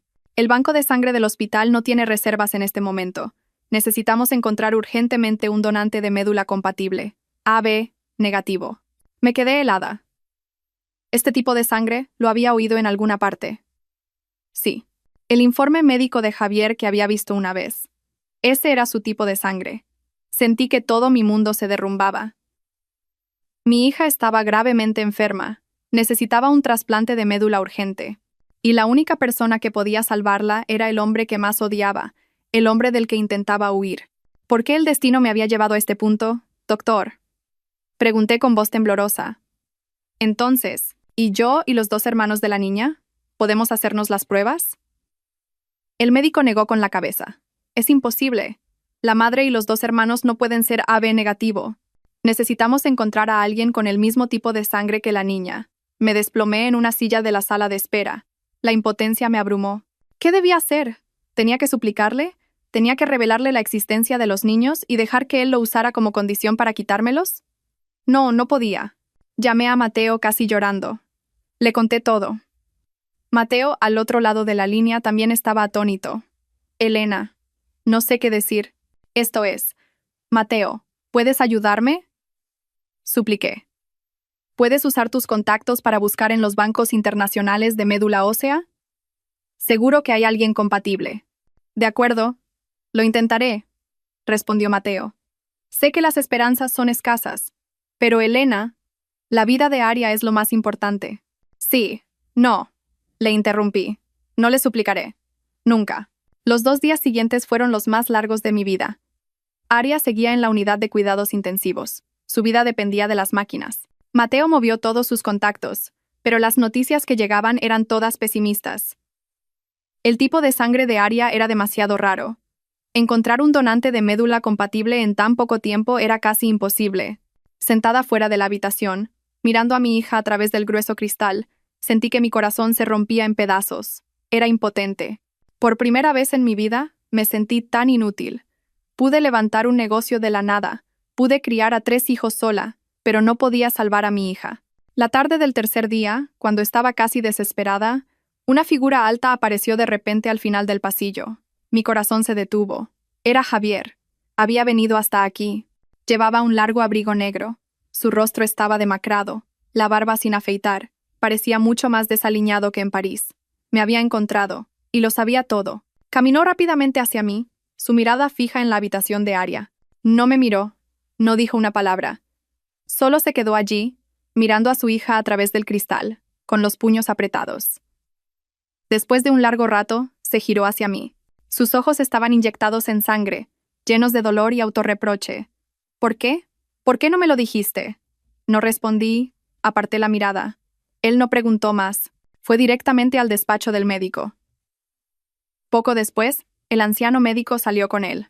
Señora Marina, me dijo el médico, con un tono ligeramente sorprendido. El señor Vargas dice que tiene el mismo tipo de sangre que la niña. Vamos a hacerle las pruebas ahora mismo. Javier se quedó allí, se arremangó la camisa, dejando al descubierto su brazo fuerte.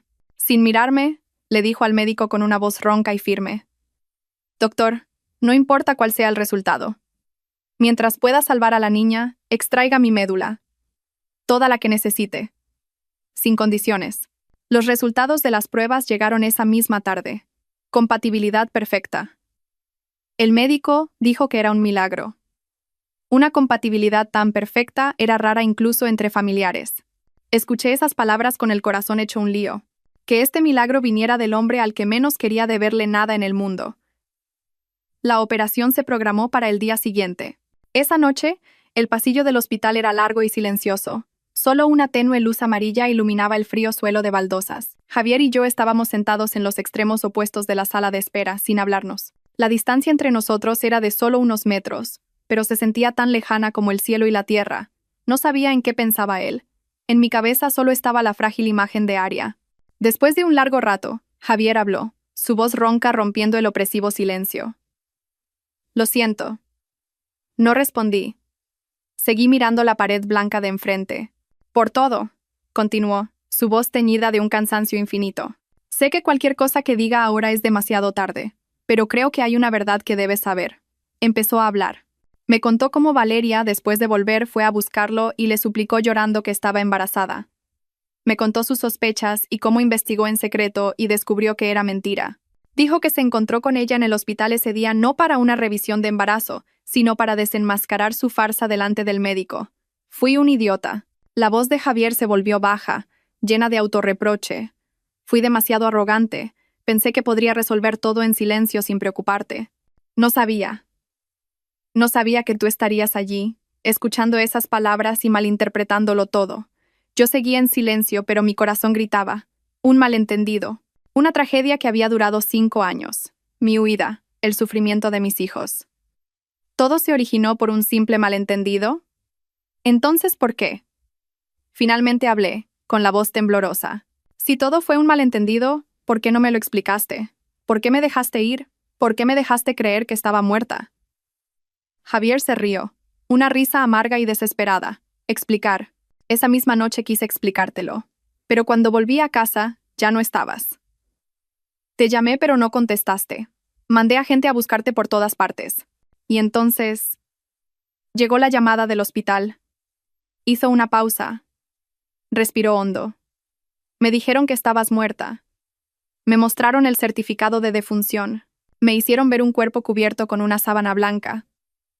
Todo el mundo me decía que estabas muerta. Elena, ¿puedes imaginar cómo me sentí? Mi mundo se derrumbó. Lo creí. Realmente creí que te había perdido a ti y a nuestra hija para siempre. Las lágrimas empezaron a caer. No quería llorar, pero no pude contenerme. ¿Este hombre había vivido los últimos 5 años con el dolor de creer que su esposa y su hija estaban muertas? ¿Y el diario? Pregunté de repente. ¿Y la vieja foto? ¿Todo eso era real? Javier levantó la cabeza, sus ojos llenos de sorpresa. ¿Lo leíste? Asentí. No dijo nada más, solo me miró. Sus ojos contenían todo el arrepentimiento del mundo. En ese momento, supe que lo que decía era verdad. El muro de odio que había construido durante los últimos 5 años empezó a resquebrajarse. La operación de trasplante de médula fue un éxito. El médico dijo que Aria estaba respondiendo muy bien, y que, si superaba el periodo crítico de observación posterior a la operación, estaría bien. Javier y yo nos turnamos para pasar la noche fuera de la sala de aislamiento especial. No hablamos mucho, pero el silencio de ahora no era tan opresivo como antes. Era la quietud que ambos necesitábamos para asimilar y digerir la amarga verdad que acababa de revelarse. La aparición de Javier atrajo la atención de los medios de comunicación nacionales. Empezaron a circular noticias sobre el presidente del Grupo Vargas viajando a Suiza para encontrarse con una famosa diseñadora con una hija enferma. Por supuesto, nadie sabía la verdadera relación entre nosotros. Solo especulaban, inventando escandalosas historias de amor, y entonces llegó la verdadera tormenta. Una mañana, mientras dormía agotada en una silla de la sala de espera, recibí una llamada de Mateo. Su voz era urgente y llena de ira. «Elena, mira internet. Alguien te está difamando». Encendí rápidamente la tableta. Las portadas de numerosos tabloides, tanto nacionales como internacionales, estaban llenas de mis fotos, pero no como una diseñadora exitosa, sino como una desvergonzada tercera en discordia. Los titulares sensacionalistas me saltaron a la vista.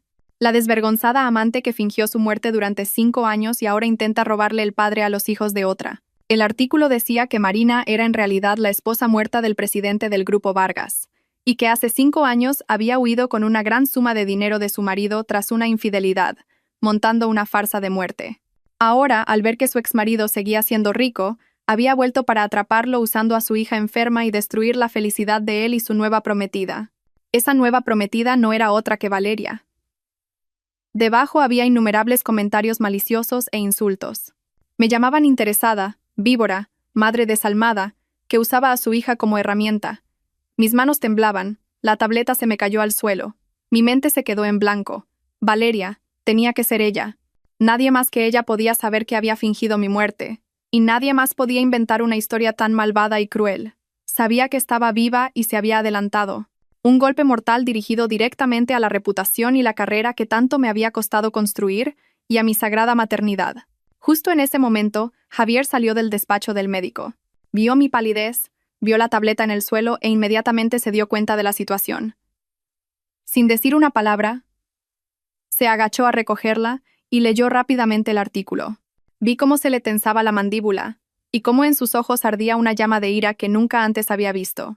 Sin mirarme, dijo con una voz gélida: «Hace 5 años no pude protegerte, pero esta vez será diferente». Y dicho esto, sacó el móvil y marcó un número. «Dígame, abogado Jean, prepare una rueda de prensa internacional. Inmediatamente». La tormenta mediática llegó más rápida y violenta de lo que esperaba. Mi teléfono y el de Mateo no paraban de sonar. Los socios comerciales empezaron a llamar para preguntar. Varios contratos importantes estaban en peligro de ser cancelados. Marina Jewels, desde la cima de su reputación, se vio sumergida en un instante en el escupitajo de la opinión pública. Sentada en la sala de espera del hospital, me sentí impotente y agotada. Podía enfrentarme a cualquier dificultad, pero no podía soportar que la gente insultara mi maternidad y llamara a mi pequeña Aria una herramienta. Mateo intentó contactar con cada medio de comunicación para retirar los artículos, pero fue inútil. Claramente había una fuerza detrás de todo esto que lo controlaba todo.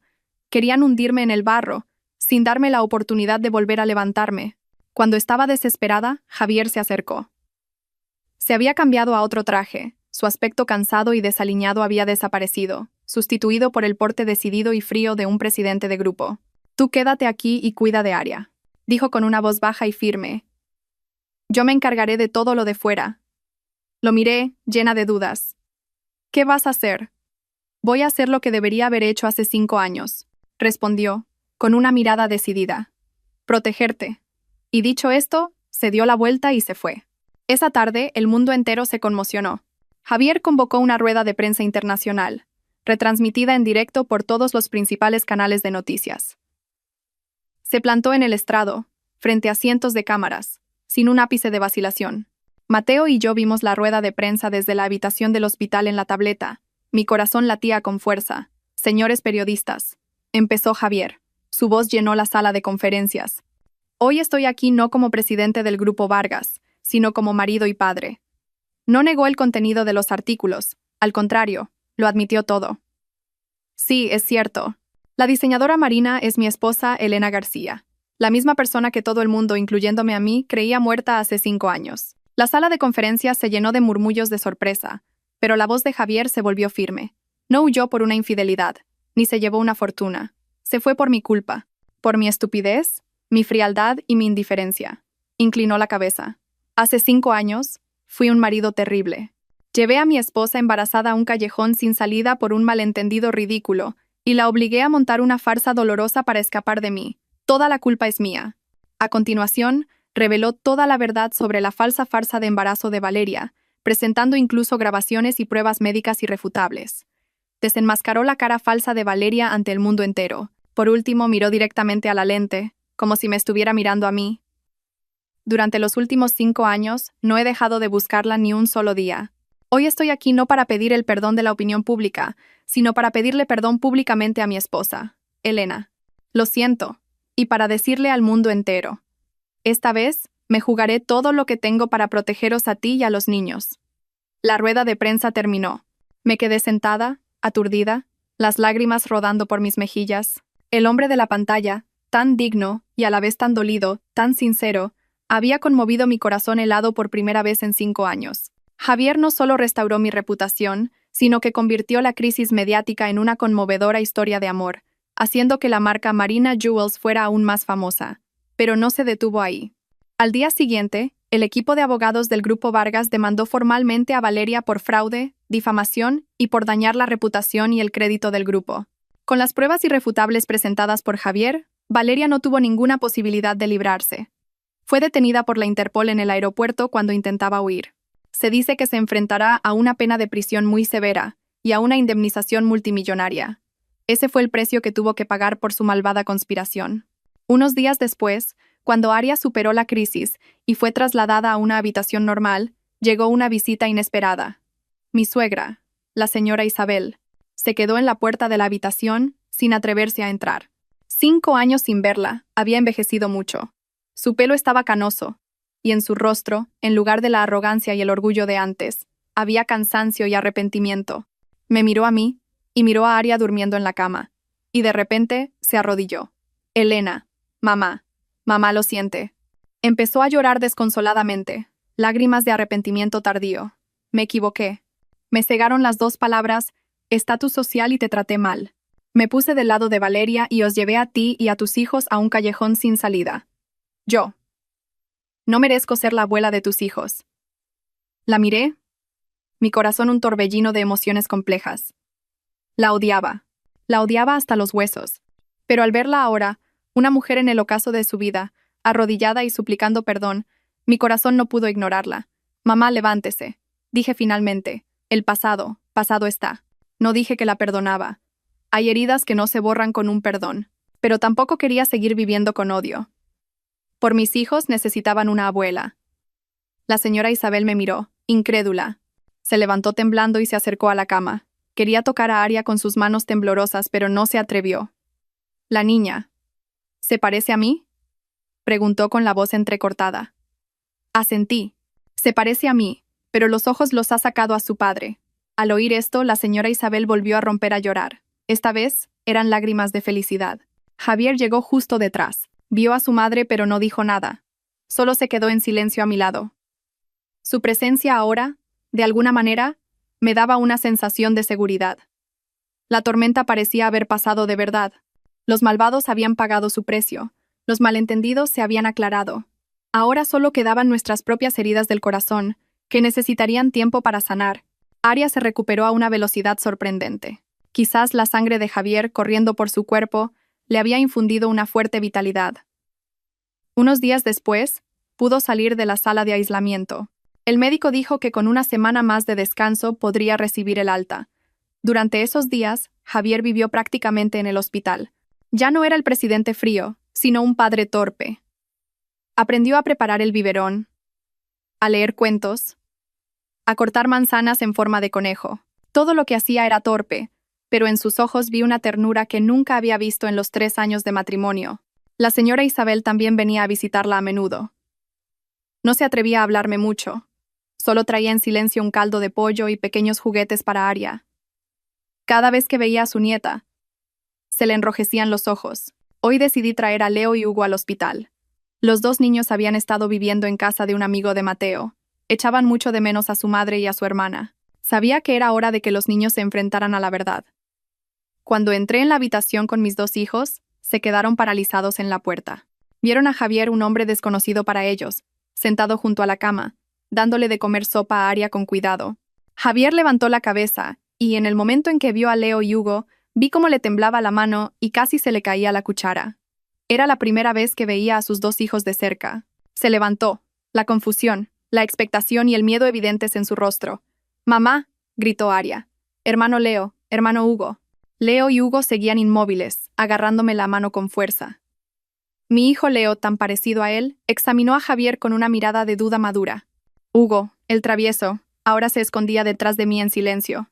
«Leo, Hugo», dije en voz baja, intentando que mi voz sonara lo más normal posible. «Venid a saludar al Señor». Señor, usé esa palabra.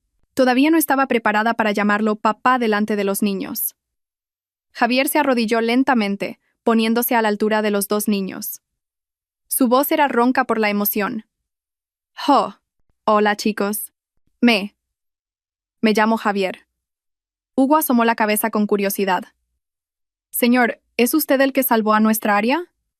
Mamá dijo que usted le dio sangre a Aria». «Sí, así es», asintió Javier con una sonrisa triste en los labios. «Yo ayudé a Aria».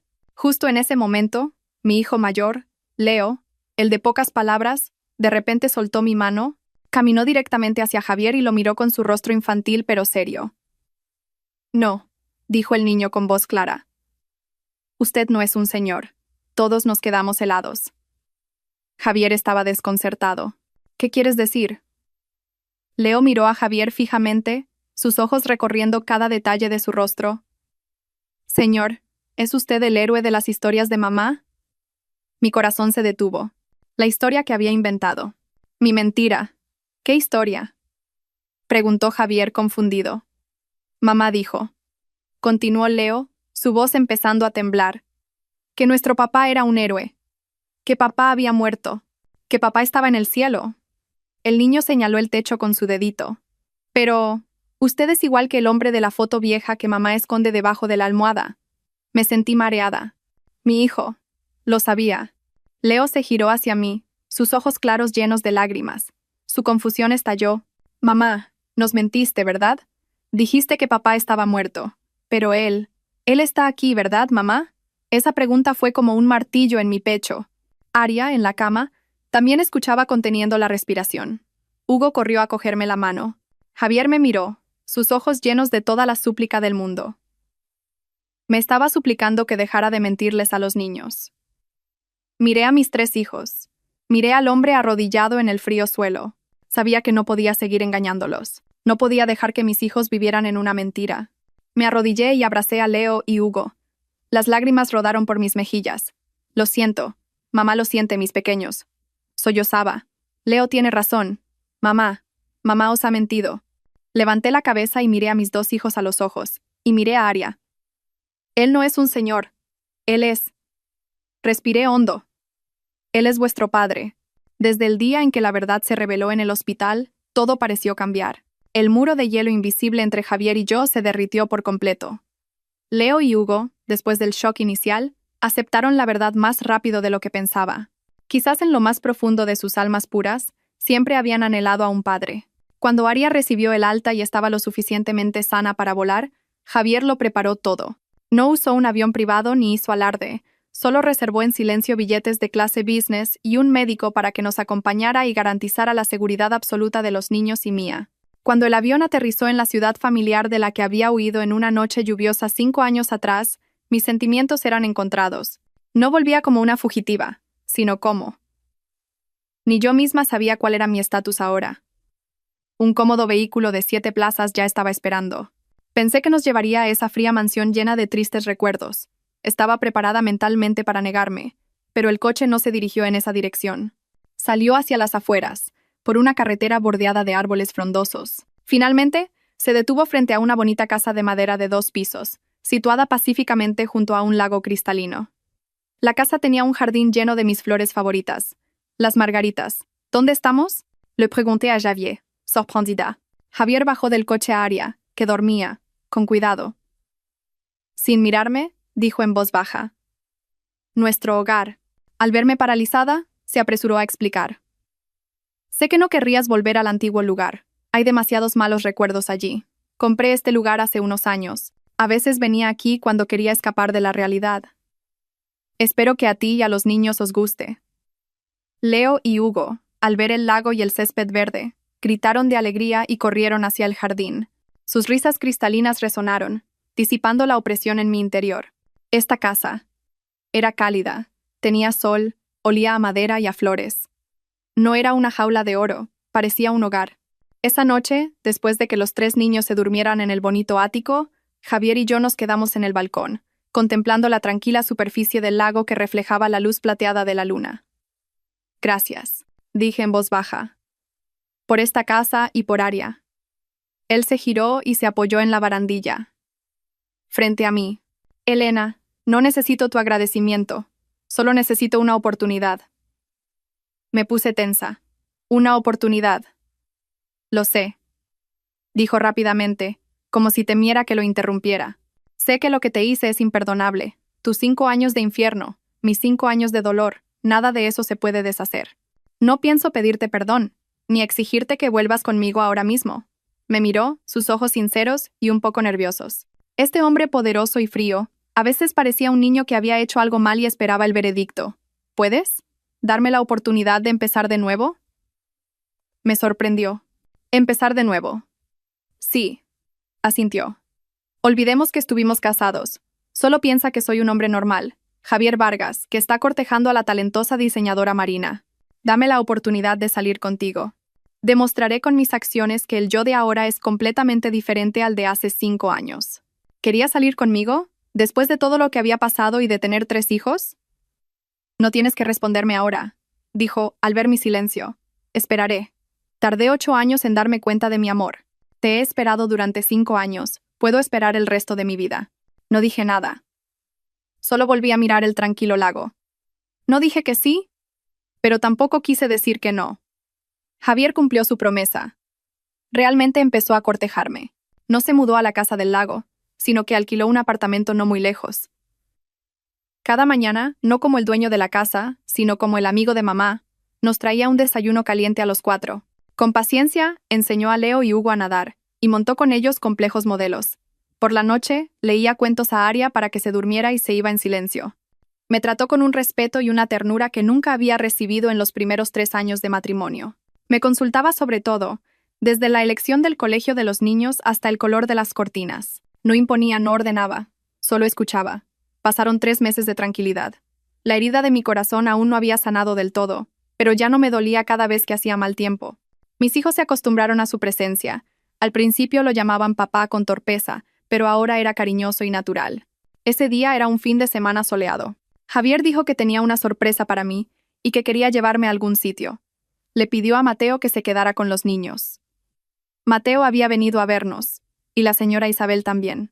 La abuela, para estar cerca de sus nietos, vivía prácticamente en el apartamento de Javier. Sentí un poco de curiosidad. Me llevó de nuevo al centro de la ciudad. El coche se detuvo frente a una gran galería de arte. La reconocí al instante. Era el lugar donde había participado en el concurso Joven Diseñador Estrella 7 años atrás. El lugar que había visto en la vieja foto, donde nos conocimos por primera vez, dijo, cogiéndome la mano con una cálida sonrisa. Esta vez no la retiré. Me llevó dentro. Contrariamente a lo que esperaba, la galería estaba vacía y a oscuras. Javier, ¿cuál es la sorpresa? Pregunté, un poco nerviosa. No respondió. Se paró detrás de mí y dijo suavemente. Elena, ¿recuerdas tu presentación de ese día? Dijiste que las joyas no son objetos inanimados, que contienen el alma de su creador, que son un fénix que renace del fuego, y chasqueó los dedos. Todas las luces de la sala se encendieron. Me quedé sin aliento. El enorme espacio no tenía ninguna otra obra de arte, solo mis diseños. Desde los torpes y amarillentos bocetos de la universidad hasta la deslumbrante colección El Renacer del Fénix que me había traído la gloria en París. Todo estaba enmarcado e iluminado, tratado con el cuidado de un tesoro precioso. En el centro de la sala, sobre un pedestal de terciopelo negro, había un anillo. No era nuestro viejo anillo de bodas. Este era un diseño completamente nuevo, un fénix exquisitamente elaborado, enroscándose y alzando el vuelo, con un brillante diamante azul zafiro en el pico, del mismo color que el vestido que llevé en París. Elena. La voz de Javier temblaba. Se arrodilló lentamente frente a mí. Hace 7 años, en este mismo lugar, te vi y supe que eras mi destino. Pero fui demasiado estúpido, demasiado arrogante. Intenté atarte con un matrimonio de conveniencia, oculté mi amor con el silencio. Fui el peor de los hombres. Mis lágrimas empezaron a caer. Durante los últimos 5 años he vivido como un cadáver sin alma. Te busqué en la desesperación. Ahora que el cielo se ha apiadado de mí y me ha permitido encontrarte de nuevo, quiero pedirte una vez más. Abrió la caja del anillo. Elena García, o Marina, ¿te casarías conmigo otra vez? No por responsabilidad, ni por los niños, sino porque te amo. Te amo más que a mi propia vida. Me quedé allí, sin poder hablar, llorando desconsoladamente. Mamá, di que sí. Las voces de los 3 niños sonaron al unísono. Me giré sorprendida. Leo, Hugo y Aria salieron corriendo de detrás de una pared, con rosas rojas en las manos. Mateo y la señora Isabel también estaban allí, sonriendo amablemente con los ojos llorosos. Aria corrió a abrazar mis piernas y me miró con sus ojos brillantes. Mamá, cásate con papá. Papá ha prometido no volver a hacerte llorar. Yo también quiero tener una familia de verdad. Miré al hombre arrodillado frente a mí, Javier. Sus ojos estaban llenos de amor y expectación. Miré a mis 3 hijos. Extendí una mano temblorosa. No dije, ¿sí? Solo dije, entre lágrimas. Levántate. Ponme el anillo. No celebramos una boda grandiosa. La felicidad después de la vida y la muerte, la separación y un terrible malentendido, no necesitaba ser exhibida al mundo entero. Solo necesitaba ser real, una calma después de la tormenta. Solo registramos nuestro matrimonio y celebramos una pequeña y cálida fiesta en la casa del lago. En la fiesta solo estábamos nosotros, los 3 niños, Mateo y la señora Isabel. Mi vida ahora no son días de soledad y miedo, sino de despertar con el sol de la mañana. Ya no necesito esforzarme por ser un fénix fuerte. Puedo ser débil, porque sé que siempre habrá un abrazo fuerte a mi lado. Hoy es domingo, me he despertado más tarde de lo habitual. Al no ver a Javier a mi lado, sonreí levemente. Me puse un suéter fino y salí al balcón. Debajo, en el césped verde junto al lago, se desplegó una escena que me derritió el corazón. El hombre que una vez fue un presidente frío, el hombre que pensé que nunca conocería las 2 palabras familia, ahora llevaba una simple camiseta y, con las rodillas llenas de barro, estaba montando una pequeña tienda de campaña con Leo y Hugo. Papá, esta estaca hay que clavarla más hondo. El viento del lago se la llevará, dijo Leo con la seriedad de un pequeño adulto. Papá, mira esto. He atrapado una libélula, gritaba Hugo, presumiendo de su botín. Aria estaba sentada en una manta de picnic cercana, aplaudiendo y animando a sus 2 hermanos y a su padre. Su cara estaba sonrosada y sana, y la tenue cicatriz en su pecho era la prueba de que la terrible tormenta había pasado. Javier levantó la cabeza. Quizás sintió mi mirada. Me sonrió. Una sonrisa realmente brillante, sin rastro de la melancolía del pasado. Me saludó con la mano y yo le devolví el saludo. Entré en la cocina y preparé un té de manzanilla caliente. De repente pensé en Mateo. No asistió a nuestra fiesta. Dijo que tenía un asunto urgente en un bufete de abogados en Suiza, pero sé que necesitaba tiempo para asimilarlo. Solo me envió un mensaje que decía: «Tienes que ser muy feliz. Elena, te lo mereces. Sé que parte de mi felicidad completa incluye su sacrificio silencioso y su pesar. Hay deudas de gratitud que, quizás, nunca se podrán pagar con palabras». También pensé en la señora Isabel. Volvió a su antigua casa en su pueblo natal. Dijo que las ciudades ruidosas no son para los ancianos, pero sé que quería dejarnos nuestro espacio. A veces llama por videollamada, solo para ver a sus 3 nietos parlanchines. Su voz ahora es amable y cálida. Hay errores que el tiempo lavará, y las cicatrices, aunque seguirán ahí. Salí al jardín con la tetera. El viento del lago soplaba suavemente, trayendo el fresco aroma de la hierba y los árboles. «Ah, mamá ha salido». Aria fue la primera en verme. Gritó y corrió a abrazar mis piernas. Javier también se acercó, sus manos llenas de tierra. No le importó y me rodeó la cintura con el brazo, atrayéndome a un abrazo suave y familiar. «¿Has dormido bien?»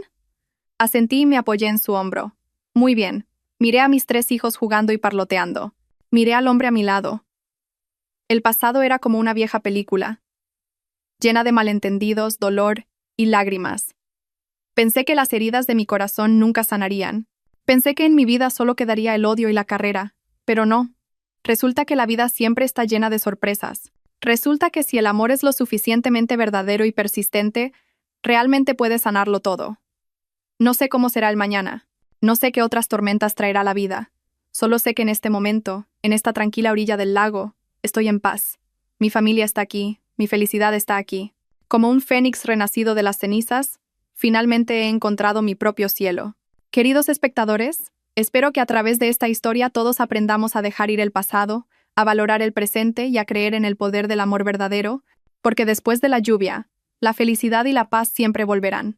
No olvidéis suscribiros, activar la campanita y compartir vuestros sentimientos en los comentarios. Gracias por escuchar. Hola y hasta la próxima.